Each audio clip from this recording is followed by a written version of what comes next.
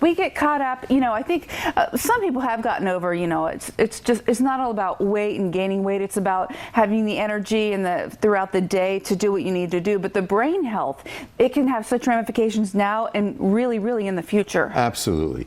Let's go back a couple of semesters to 400 BC. Oh, okay, no problem.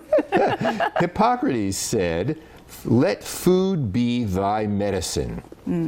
Now, we listened to a lot of what he said, but somehow that one just sort of like, floated off. We forgot to pay attention to that. Sugar became invented. Whatever, we found ways to make more sugar and processed foods. And all that stuff, and pills. And so over the last 4, 5, 6 years, a field has developed that I just became enamored with. And I've studied food and mood for many, many years. Well, your thesis in college was on the psychological aspects of obesity. That's so interesting, but all of it. But this is more about the mental health aspects of food and mood. Look, there are about 100 million people in America who have obesity. There are less than half that amount combined that have depression and or anxiety. And the numbers we can play with are statistics. But the point is, we know that food and mood are related, going back to Hippocrates when he said, understand something, folks, what you eat impacts your brain. Now here's a little bit of science, and I don't want to get too detailed about this. So, and just to share with your viewers, I sent you originally like my 10 slides, and I realized, oh no, we got to cut that way back. Oh, I don't want to make this a heavy class. It's such a juicy topic. It is a very juicy topic. I mean, even talking no about, pun intended. Right, juicy, right.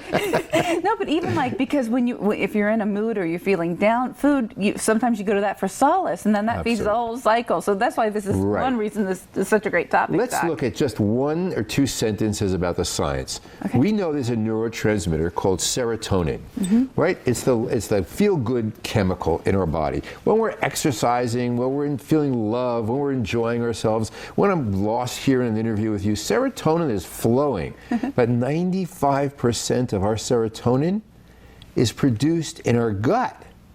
Not only that. That's why they talk about, gut health, and the gut being the second brain. I've heard that thrown around the past couple of years. Is that why? That's exactly correct.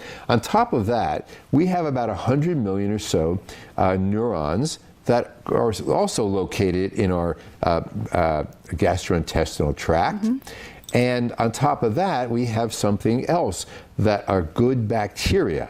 When you take serotonin, which is created in our gut, serotonin is not just brain-based, it's formed in our gut? 95% is formed in our gut. 100 million nerve cells, neurons, are in our gut. We have good bacteria that is responsible for inflammation, for mood, for energy. Where is that all coming from? Our gut. So what we put in our stomach seems to have tremendous impact on our mood. And therefore, we have to pay attention to that. We need to buy the best fuel we can, just like with our cars, if we... Exactly. If you have free radicals from oxidative stress floating around in your brain, that takes up space. It doesn't allow the good chemistry, serotonin, endorphins, dopamines, to flow and help us flourish. We want to avoid inflammation and free radicals.